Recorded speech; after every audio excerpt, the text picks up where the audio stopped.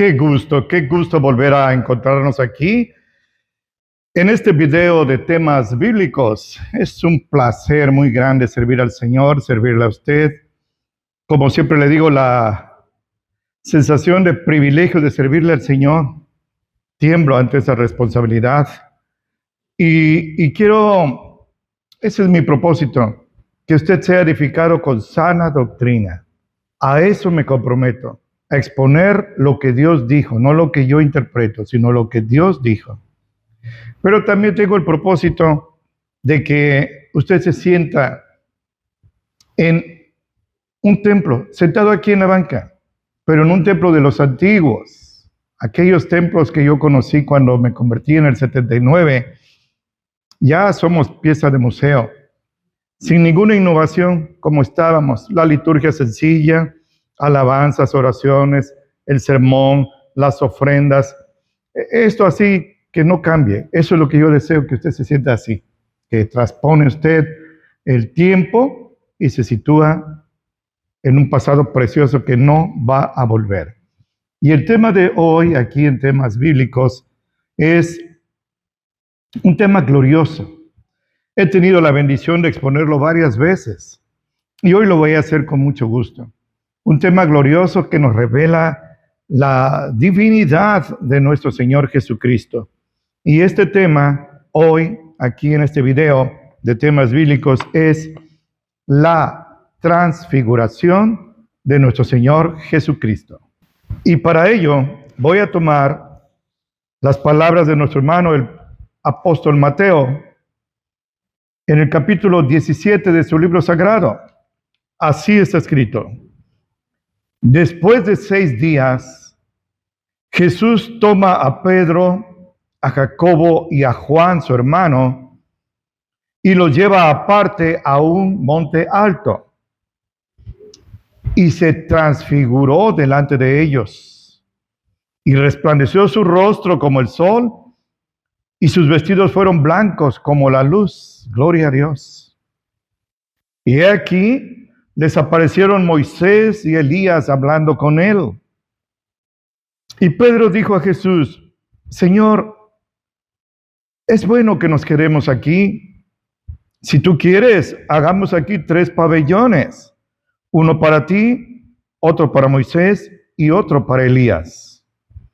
Y estando aún él hablando, he aquí una nube de luz que los cubrió, y he aquí una voz de la nube que dijo: Este es mi Hijo amado, en el cual tomo contentamiento. Óiganlo. Y oyendo esto, los discípulos cayeron sobre sus rostros y temieron en gran manera. Entonces Jesús, llegando, los tocó y les dijo: levántense, no teman. Y alzando ellos sus ojos, a nadie vieron, escúchenme, sino solo a Jesús. Escúchenme, a nadie vieron, sino solo a Jesús. Y cuando descendieron del monte, les mandó Jesús y les dijo: no digan a nadie la visión, hasta que el Hijo del Hombre resucite de entre los muertos. Gloria a Dios. ¿Qué pasaje? Por eso no dudé en decir que es uno de los pasajes más gloriosos en la vida de nuestro Señor Jesucristo aquí en el planeta. Aquí encontramos algo portentoso. Como Mateo, uno de los apóstoles lleno del Espíritu Santo, nos dice así, pero este pasaje hay que leerlo en relación con el último versículo del capítulo 16, donde así está escrito, y es Jesús el que habla. De cierto les digo, hay algunos, escúchenme bien porque esto ha confundido a muchos. Hay algunos de los que están aquí, estaban sus apóstoles y unos discípulos, que no probarán la muerte hasta que hayan visto al Hijo del Hombre viniendo en su reino.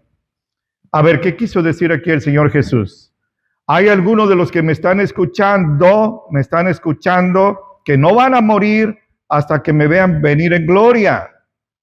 Y muchos decían, bueno, ¿qué quiere decir? ¿Que hay gente todavía que está viva a 2000 años de diferencia? Porque Jesús no ha regresado. Miren, déjenme decirle un dato. La Biblia El Antiguo y el Nuevo Testamento fue escrito, como decimos, de corridito. No habían capítulos, no habían versículos. Dios usó a dos grandes hombres. Uno era Stephen Langton, que llegó a ser obispo de Canterbury. Este hombre, Dios lo usó para dividir la Biblia, que estaba de corridito, eran los pergaminos, los rollos, en capítulos, en el año 1225. Y después usó a otro hombre llamado Roberto Stephanus, que en 1555 la dividió en versículos.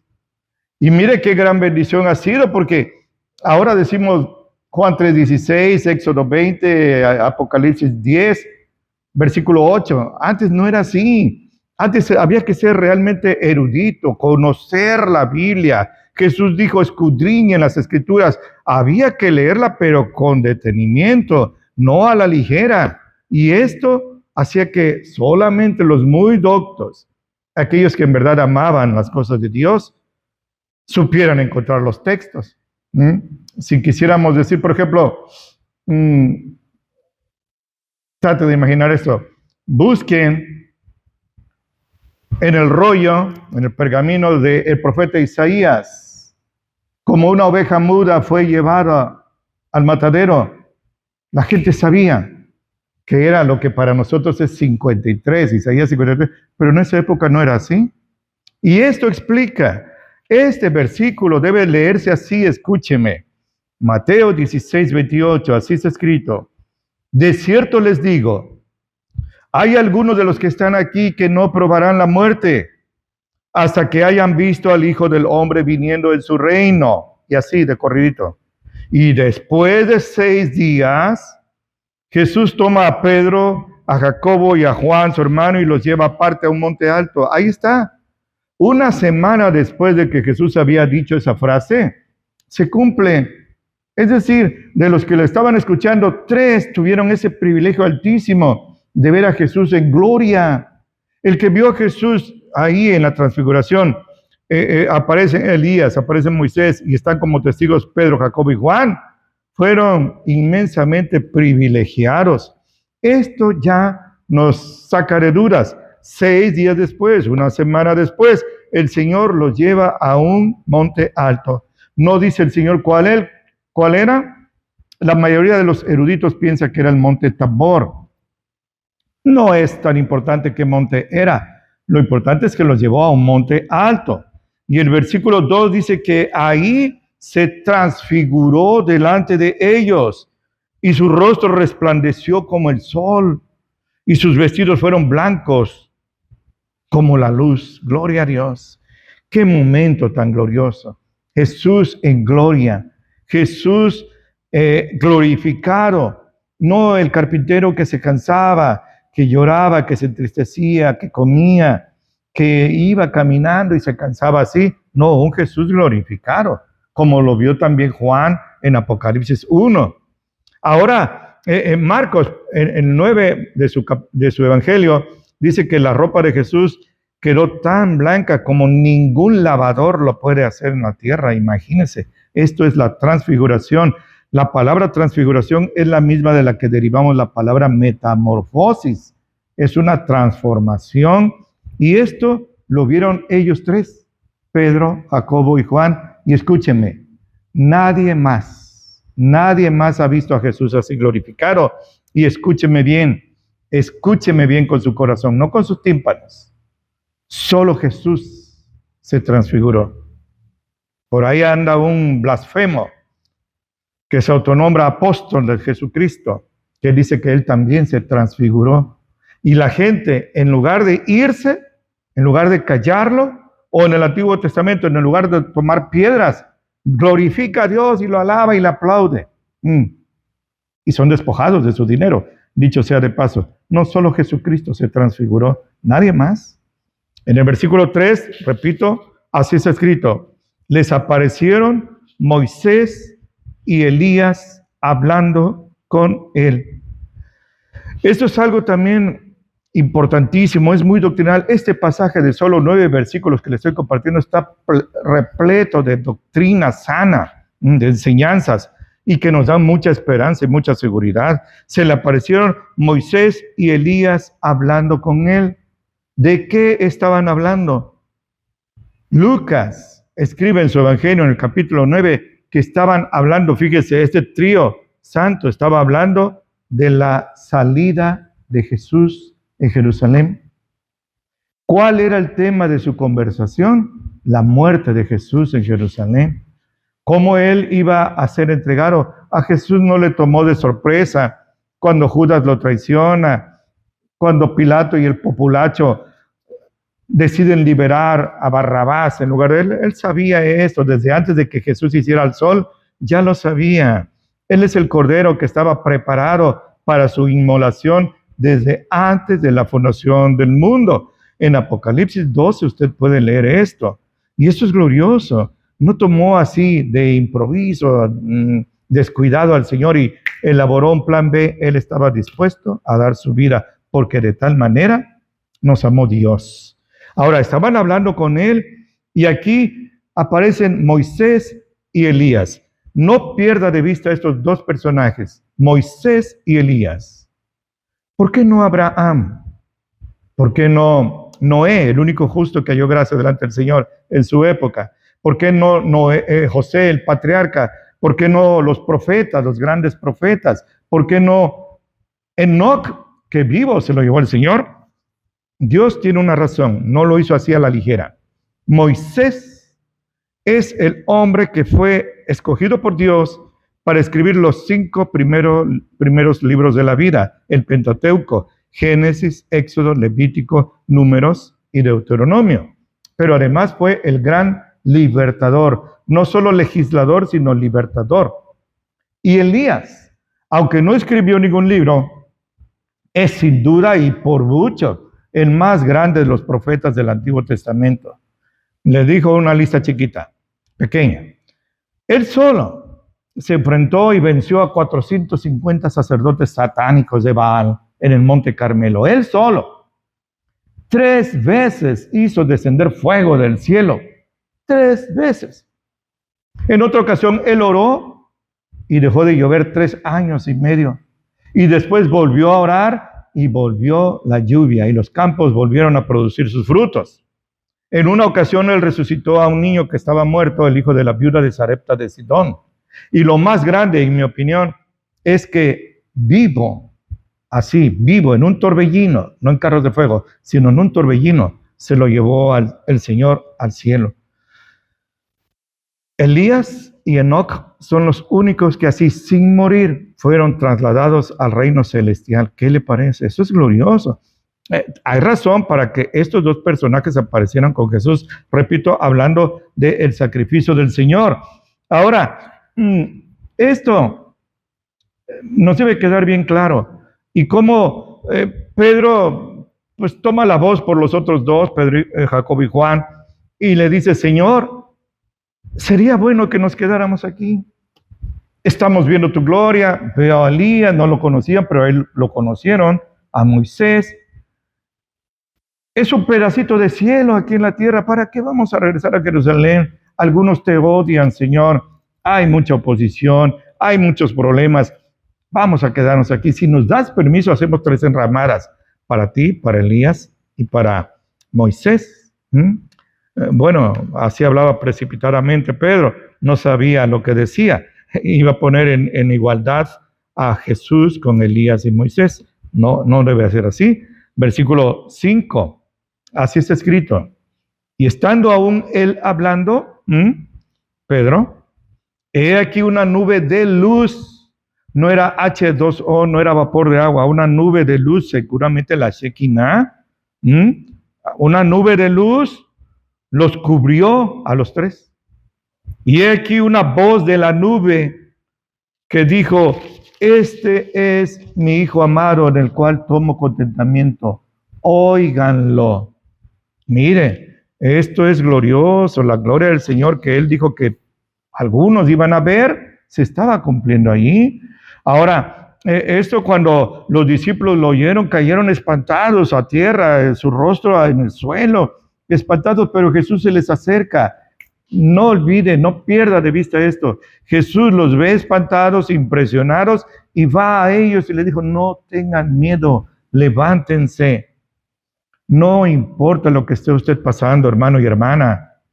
No tenga miedo. Jesús está pendiente de usted. Cuando Pedro caminó sobre las aguas a la orden de Jesús y pierde de vista a Jesús y pone la mirada en el bamboleo de la barca, en el oído, pone su oído en el estruendo del viento, las olas, se empieza a hundir y por poco se ahoga. Pero Jesús rápido acudió en su auxilio, lo salvó. No temas, hombre de poca fe. Jesús, no olvide eso, está muy cerca de usted, más cerca que el aire que le rodea, fíjese. Y entonces vemos a Jesús que está ahí y soy una voz. Se refiere a Jesús, es mi Hijo amado en el cual tengo contentamiento. Ya lo había dicho meses antes en el río Jordán cuando Juan el Bautista lo bautiza. El Espíritu Santo desciende como paloma, el Hijo en la Trinidad, creemos en una Trinidad, el Hijo está en el agua, en el río Jordán, y Dios, el Padre, habla, este es mi Hijo amado en el cual tomo contentamiento. Repite la frase, pero ahora añade una orden. Óiganlo, escúchenlo. Y dice nuestro hermano Mateo, que cuando ellos se levantaron, Pedro, Jacobo y Juan, no vieron a nadie, sino solo a Jesús. Elías y Moisés desaparecieron. Y cuando descendieron del monte, les mandó Jesús y les dijo, no digan a nadie esta visión hasta que el Hijo del Hombre, o sea, él mismo, resucite de entre los muertos. ¿Qué es esto? Jesús en gloria. En Hebreos 1:5, nuestro hermano Pablo dice, ¿a cuál de los ángeles Dios dijo jamás, mi hijo eres tú? La respuesta es a ni uno.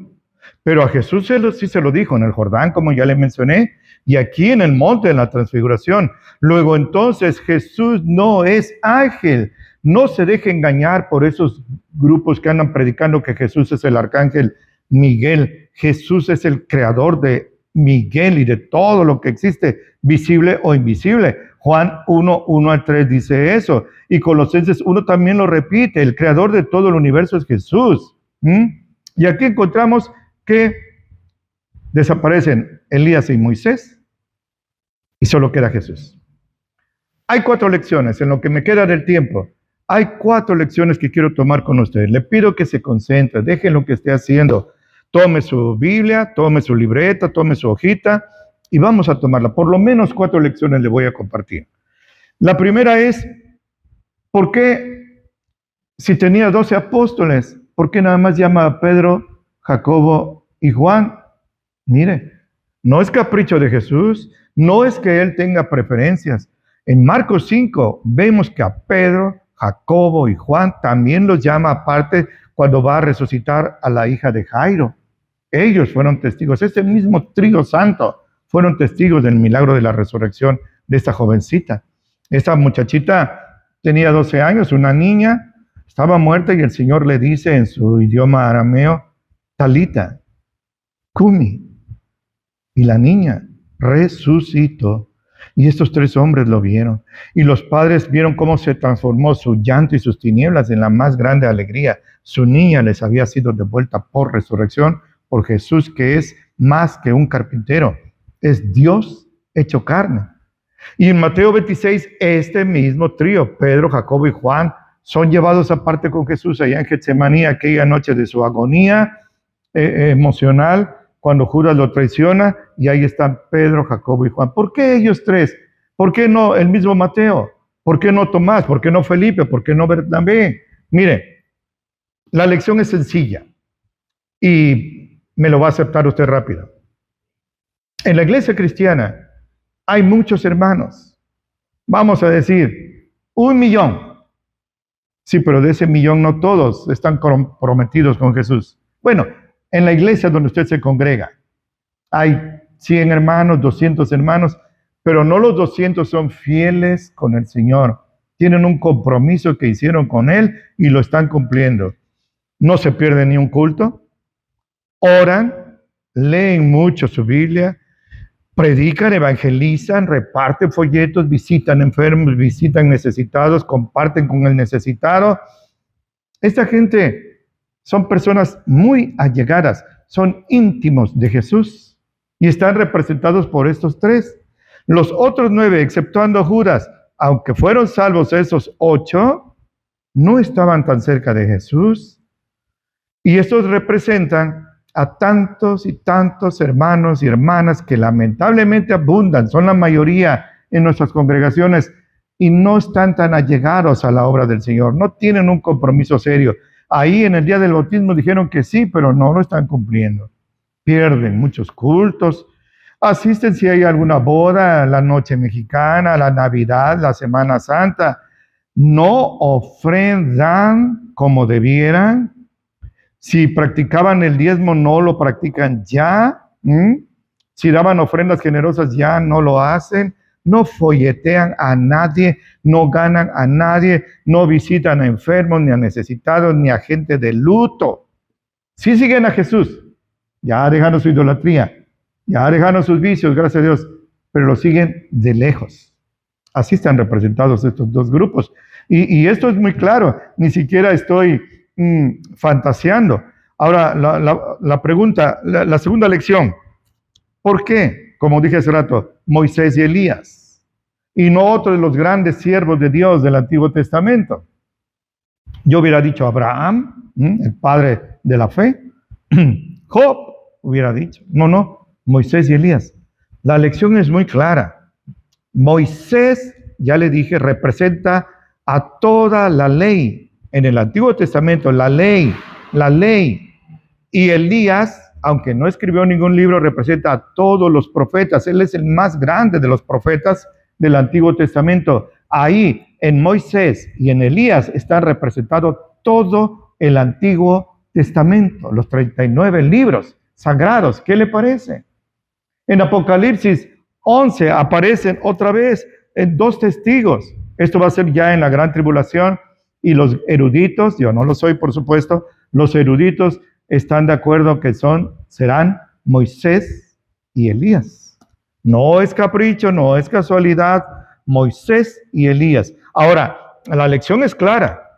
Cuando los discípulos, Pedro, Jacobo y Juan, se levantan del susto, ya no ven a Moisés ni Elías, solo a Jesús. La lección es clarísima. La ley y los profetas, el Antiguo Testamento ya no rige hoy. La iglesia no está bajo la ley, sino bajo la gracia. En Juan 1:17, el apóstol Juan dice que la ley por Moisés fue dada, pero la gracia y la verdad por Jesucristo fueron reveladas. El apóstol Juan, el apóstol Pablo, nuestro hermano, el apóstol de los gentiles, en Romanos capítulo 6, versículo, y escúcheme con su corazón, no con sus tímpanos. 6:15, así está escrito: pecaremos porque no estamos bajo la ley, sino bajo la gracia. De ninguna manera. ¿Cómo? La iglesia no está bajo la ley, sino bajo la gracia. La iglesia no está bajo la ley, no tiene que guardar sábado, no tiene que dejar de comer ciertos alimentos, no tiene que hacerse la circuncisión y tantos ritos mosaicos. ¿De dónde sacó eso? De aquí. Y se lo centralizo más. 6:14, el pecado no los dominará a ustedes porque no están bajo la ley, sino bajo la gracia.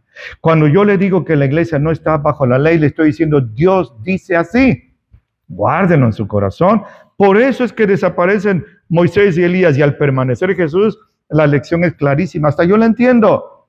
Hoy estamos bajo la gracia personificada por nuestro Señor Jesucristo.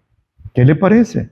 A veces leemos este pasaje de la transfiguración muy a la ligera, Tercera lección. Mi hermano y hermana, mi amigo y amiga, la iglesia cristiana está constituida de 2 grandes grupos. 1, los cristianos, los santos que murieron con la fe en el Mesías, pero ya no viven, ya están muertos. Sin embargo, son del Señor, porque el Señor no es un Dios de muertos, sino de vivos, como está escrito en Mateo 22, palabras de Jesús. Y el otro grupo es los cristianos que todavía estamos vivos, usted y yo, los que me están escuchando, los que estamos aquí en el templo. Vean, pues ahí tenemos esto. Como Moisés, sabemos que murió. En el monte Nebo fue sepultado por Dios, ahí frente a Moab. Ahí el Señor sepultó. Él fue la única persona que sepultó el Señor en el monte Nebo.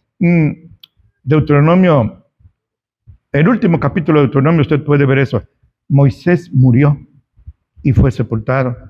Y Judas, el hermano de Jesús, dice que Satanás vino a querer llevarse el cadáver de Moisés, pero el arcángel Miguel peleó contra él y defendió, resguardó el cadáver de Moisés.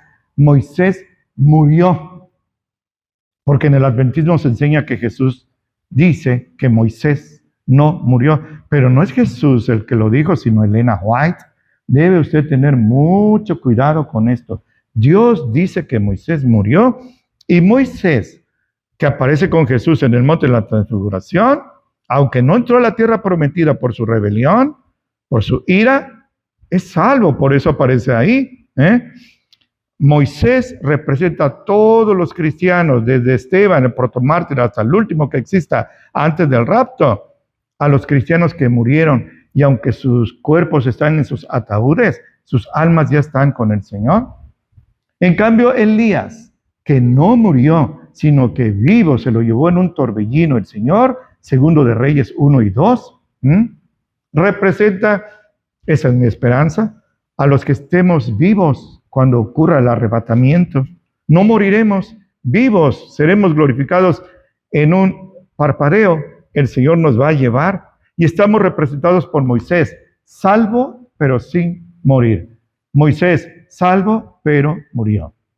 Esto yo creo que es también muy claro. Cuarto punto, cuarta enseñanza. Y aquí voy a terminar. Pero mire, concéntrese por favor, haga un esfuercito. Ahora ya los sermones no deben durar mucho. Fíjese, eso es una mala señal de la iglesia de hoy, de la Odisea, que muchas veces no es ni caliente ni fría, sino tibia. Corre un peligro grave. Escúchenme, este punto que voy a tocar ha dividido a las iglesias cristianas, las evangélicas, las otras no me importan, a las evangélicas. Nos ha dividido.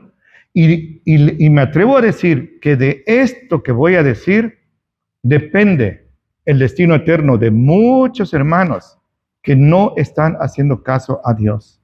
Y este punto es importantísimo. El primer grupo en esta división está formado por una inmensa mayoría, casi, qué sé yo, 90% de los que creen en la Biblia, pero más en sus experiencias personales. Creen en la Biblia, pero más en sus emociones, en lo que ellos vivieron. Sé que no está en la Biblia, pero yo lo viví. Yo cuántas veces he oído, tengo 44 años de caminar con el Señor, gente que vio a Dios, dice ella, grabaron cassettes en aquella época, ahora graban, pues no sé, CDs, memorias, lo que haya, y dan experiencia de lo que vieron allá en el cielo, o que fueron al infierno, que fueron al cielo, que vieron a Dios, que vieron a Jesús, que vieron al diablo, que el diablo les predicó. Vean, esas son emociones. Usted no puede encontrar base bíblica para eso, porque a Dios nadie lo vio jamás, como está escrito en Juan 1:18. Fíjese de la palabra de Dios. Hace muchos años, unos 10, yo todavía tengo la bendición de escribir, tengo 32 años de escribir en un periódico de aquí, una columna que se llama Aguas de Reposo, por el Salmo 23, versículo 2.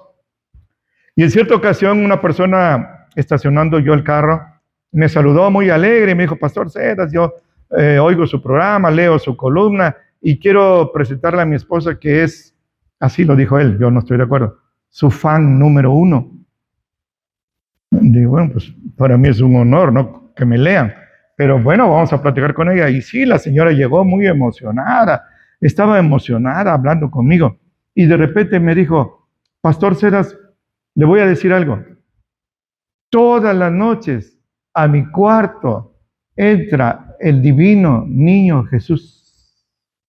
Y ahí nos ponemos a platicar. Él se sienta a un lado de la cama, yo en el otro, y ahí estamos platicando. A Jesús nadie lo va a ver, lo dijo en Mateo 23, hasta el día que digan, bendito el que viene en el nombre del Señor. Y no se refiere al rapto, se refiere a la batalla de Armagedón. En el rapto solo su iglesia lo va a ver. Escúcheme. ¿Cómo le digo a esta señora? Señora, no me venga con cuentos. Usted no está viendo a Niño Jesús porque nadie lo vio jamás así. Ya no aparece él, ya está a la diestra del Padre.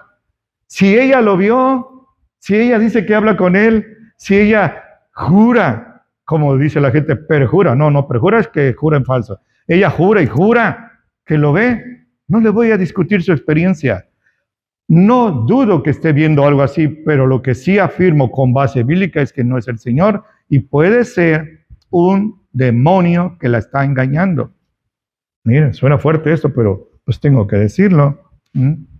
No se fíe de sus experiencias. Que si alguien sintió la presencia de Satanás, que si alguien en un culto sintió como el Señor lo rociaba de aceite.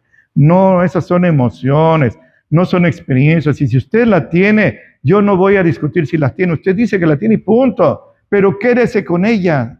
No se fíe de ella, no funde su doctrina en ella, ni funde su esperanza en ella, ni trate de enseñárselo a la congregación. Fúndese en la palabra de Dios. ¿Y de dónde saco esto? Mire, tengo base bíblica. En la segunda de Pedro, capítulo 1, nuestro hermano Pedro, que estuvo en la transfiguración, él fue testigo ocular, dice, nosotros, los apóstoles, Jacobo y Juan, oímos la voz. Ese es mi Hijo amado en el cual tengo contentamiento, que fue enviada del cielo cuando estábamos juntamente con Él en el Monte Santo. ¿Cuándo? El día de la transfiguración. Él lo vio, Él escuchó, Él vio la nube, Él oyó la voz del Padre. Este es mi Hijo amado. Él vio a Moisés, Él vio a Elías. Si de experiencia se trataba, a Pedro no lo iban a superar. Nadie le podía contar ni platicar. Él tenía una experiencia religiosa única, con Pedro, Jacobo y Juan. Y dice, 19, escúcheme con su corazón, esto es central. Pero tenemos la palabra profética más permanente, no solo en tiempo, sino confiable. La Biblia, hermano, a la cual hacen bien de estar atentos como una antorcha que alumbra en lugar oscuro hasta que el día esclarezca y el lucero de la mañana salga en sus corazones. Hermano, veamos esta antorcha que es lámpara a nuestros pies y lumbrera a nuestro camino. Hasta que el lucero salga a nuestro corazón desde el día del arrebatamiento, ya no nos vamos a ir allá con nuestras Biblias, pero ahora tenemos que estar atentos a esta palabra de Dios. Si de experiencias se trata, a Pedro ni le iban a contar nada, ni lo iban a superar. Él vio a Jesús en su transfiguración, él vio a Elías, él vio a Moisés, él vio la nube y él oyó la voz del Padre. Este es mi Hijo amado en el cual tengo contentamiento. Vean, ahí está. El Señor le dice que no se funde en sus emociones. Esas suben y bajas, esas son personales. Hay gente que inclusive es muy emotiva. Y hay gente que, como dicen los psicólogos, se me fue la palabra, no son mis términos estos, pero son flemáticos, son tranquilos. No es que sean muy espirituales, es que sí es su carácter. Pero eso no quiere decir que tengan más o menor verdad. La verdad está en la Biblia. Si usted se funda no en sus emociones, sino en lo que dice la palabra de Dios, usted andará caminando en terrenos sólidos, firmes, seguros, de concreto hidráulico, no de arenas movedizas, de emociones que un día son unas y otro día son otras. Hace poco, bueno, tiene como 2 o 3 años, una mujer que dice que es profeta, dice que estuvo en Patmos, fíjese, y que se abrió el cielo y el Señor la llevó al cielo, así como a Juan el día de la revelación en Apocalipsis. Y allá estuvo con el Señor, dice, en el corazón de Dios estuvo, y toda la multitud que no lee la Biblia y que le crea a ella lo que dice que son sus experiencias personales. Amén, aleluya. Cuidado.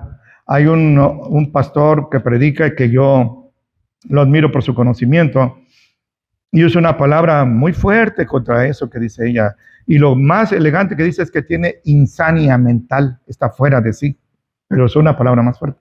Yo simplemente voy a decir que esta mujer tuvo un delirio. No le crean, no se funden en experiencias y menos en experiencias que violan, que van chocando de frente con la palabra de Dios. Fíjese en la palabra de Dios. ¿De dónde saco eso? No porque lo diga yo, sino lo dijo el apóstol Pedro. Y Pedro no lo dijo de lo que él aprendió pescando allá en el mar de Galilea, sino lo que el Espíritu Santo le inspiró que escribiera. Entonces, vea usted, eso nos ha dividido. Hay hermanos que ya han dejado el camino por estar fiándose más de sus experiencias. Yo conozco uno que se dice profeta, que profetizó que su hermana no iba a morir y varios le creyeron y lamentablemente su hermana murió. En el Antiguo Testamento debió haber sido apedreado hasta la muerte, pero varios que le creyeron y le han creído ya se descaminaron y ahora no quieren saber nada del Señor, ya dejaron el camino del Señor. Por eso le dije que esto es muy delicado. Yo le compartí 2 de Pedro 2, 18 al 21. Esto nos divide, pero lo que nos une, repito, es la palabra de Dios. Ahora, le digo al finalizar 2 textos sagrados de los que hay que asirnos, de los que hay que aferrarnos. Isaías, el profeta mesiánico, algunos le llaman el quinto evangelista, en el capítulo 8 de su libro sagrado, en el versículo 20, dijo así: a la ley y al testimonio. Si no hablan conforme a esto, es porque no les ha amanecido. Vas a predicar, predica conforme a la ley, a la palabra de Dios, al testimonio que el Señor dio de su Hijo Jesucristo en todo el Nuevo Testamento. Ese es el testimonio de nuestro Señor Jesucristo. Si no predican conforme a eso, es que todavía están en tinieblas, no les ha salido el sol. Nuestras predicaciones deben ser fundadas en la ley y en el testimonio y en su sagrado. En su inmortal sermón profético de Mateo 24, nuestro Señor Jesucristo dijo una de las frases que fueron de las primeras que nos aprendimos cuando caminamos con el Señor y empezamos. Él dice en Mateo 24, versículo 35, y guárdenlo en su corazón: el cielo y la tierra pasarán, pero mis palabras no pasarán. Mi hermano y hermana, acurrúquese al abrigo del Altísimo y al abrigo de su palabra, no de las emociones. Hoy le he compartido, sé que fui muy extenso, pero he sido muy doctrinal, estrictamente bíblico. De eso levanto mis manos tranquilos, yo puedo vivir y morir tranquilo que no he predicado herejías. Y le digo algo más, es mi oración que esto haya cabida en el corazón de usted y que se convierta usted no en un dique, sino en un acueducto para que la palabra viva del Espíritu Santo, que es la Biblia, llegue a tantos sedientos que están viviendo en drenajes espirituales. Vea usted eso, conviértase usted en un siervo del Señor, comparta, no por beneficiarme a mí, sino a ellos que todavía están en desiertos de pecado, a riesgo de perderse en las garras del diablo. Es mi oración, pues, que usted así haya sido bendecido. Le agradezco de corazón su atención, de veras. Mirándolo a los ojos, le estrecho fuertemente la mano. Soy el pastor Ceras de la Iglesia Cristiana Bíblica Ágape. Por ahí van a aparecer mis datos. Y así, dándole un abrazo fracturante, le estrecho fuertemente la mano. Le suplico al Señor que atalaya entre usted y yo ahora que nos vamos a separar. Y como siempre, imploro que Él lo bendiga mucho en Cristo Jesús.